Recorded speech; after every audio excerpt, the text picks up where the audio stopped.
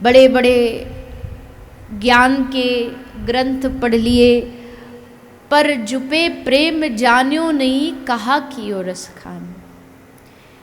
जिसने प्रेम को जाना नहीं तो उसने क्या जाना, उसने क्या पढ़ा।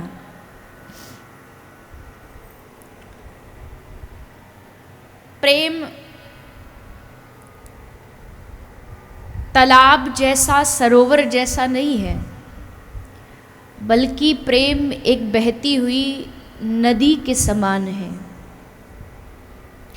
सरोवर में तो पानी भरा रहता है, एक जगह पर भरा भरा धीरे धीरे जम जाता है, काई जम जाती है, पानी पुराना हो जाता है, उसमें से दुर्गंध भी आने लगती है, छोटे मोटे कीड़े मकोड़े मच्छर आदि भी घूमने लगते हैं। लेकिन प्रेम तालाब नहीं है, प्रेम बहती हुई नदी है। जैसे नदी अविच्छिन्न बहती रहती है, वैसे ही प्रेम की धारा नित्य निरंतर प्रवाहित होती रहती है। प्रेम की नदी तो बह रही है, जैसे गंगा तो बह रही है। गंगा तो किसी से जोर जबरदस्ती करती नहीं कि आओ मुझ में स्नान करो, तुम्हारी श्रद्धा पर निर्भर है। तुमको अगर गंगा में श्रद्धा है तो खुद स्वयं जाओ, जाकर के उसमें डुबकी लगाओ, तुम उस तक पहुंच जाओगे तो गंगा अपने जल में तुम्हें समा लेगी। वैसे ही प्रेम की नदी, प्रेम की धारा है। प्रेम किसी से जोर जबरदस्ती नहीं करता कि तुमको हमें अपनाना ही पड़ेगा, लेकिन जो प्रेम की शरण में जाता है, प्रेम उसको अपना स्वरूप दे देता है, अपना बना लेता है, प्रेम में बना देता है। अब देखो, महापुरुष कहते हैं अगर आप और विषयों के बारे में पूछो तो सब विषयों पर कुछ ना कुछ प्रवचन दिया जा सकता है, लेकिन प्रेम एक ऐसा विषय है जिस पर प्रवचन देना ही मूर्खता है। देने वाला भी पागल है, सुनने वाला भी पागल है, क्योंकि ना तो कोई प्रेम की व्याख्या कह ही सकता, और जब कह ही नहीं सकता तो समझने वाला क्या समझेगा। कोशिश तो बहुतों ने की है। नारद जी ने नारद भक्ति सूत्र में प्रेम की व्याख्या की है। थोड़ी थोड़ी कोशिश सब करते रहते हैं, लेकिन जब कोशिश करने के बाद लगता कि संभव नहीं तो कह देते हैं मुंह का स्वादनवत। प्रेम कैसा है? प्रेम जिसने किया है वो गूंगे जैसा हो जाता है। गूंगे को आप गुड़ खिलाओ तो वो बता नहीं सकता गुड़ कितना मीठा। हाँ, बोलने वाले को फिर भी थोड़ा बहुत वो कोशिश कर सकता है कि गुड़ इतना मीठा उतना मीठा, इतना तो बता ही सकता है कि खट्टा है कि मीठा। वो गूंगा क्या बताएगा? तो नारद जी कहते हैं कि ये अनुभव रूपम। पहले तो नारद जी ने कहा गुण रहितम। प्रेम की व्याख्या कर रहे नारद जी कि प्रेम क्या, जिसमें गुण अवगुण खत्म हो जाए। फिर आगे का कामना रहितम, कामनाओं का नाश हो जाए। अविच्छिन्नम, ये सब व्याख्या बताई, और अंत में जाके नारद जी को लगा ये सब व्याख्या फीकी है, तो कह दिया अनुभव रूपम, कि भैया प्रेम का सबका अपना अपना अनुभव होता है, कोई इस पर व्याख्या नहीं कर सकता है। बड़े बड़े लोगों ने कोशिश की पर नहीं कर पाए, क्योंकि प्रेम का सूत्र अलग, प्रेम का गणित अलग। साधारण गणित में 2 + 2 कितने होंगे? 4 होंगे, पर प्रेम के गणित में कोई गारंटी नहीं।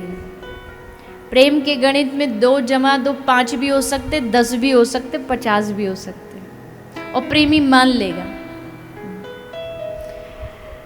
प्रेमी मान भी लेगा। मेरे प्रियतम ने कहा 2 + जो मतलब 10, तो वो 10 ही मान लेगा। ये प्रेमियों का गणित होता है, ये कोई और समझ नहीं सकता। जो पिया कह दे, जो प्रियतम कह दे, वही हमारे लिए सर्वोच्च स्थान है, और यही प्रेमी का लक्षण है। हमसे अगर अगर आप कृष्ण से प्रेम कर रहे हो, अगर आपको कृष्ण से प्रेम है, तो कृष्ण ने कहा है सर्वधर्मान परित्यज्य मामेकम शरणम व्रज।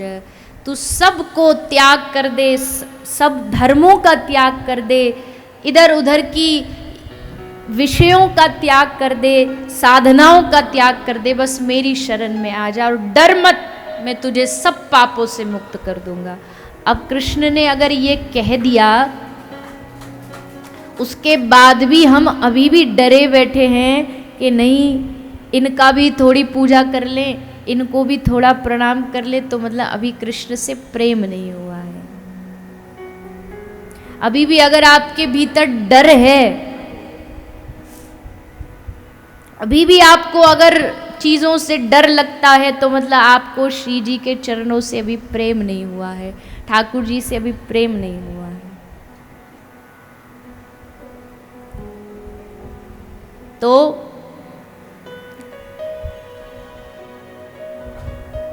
प्रेम दीवाने जो भय कहे अटपटे बैन, प्रेम दीवाने जो भय कहे अटपटे बैन, कबहू मुख हंसी छूटे और कबहू टपके नैन।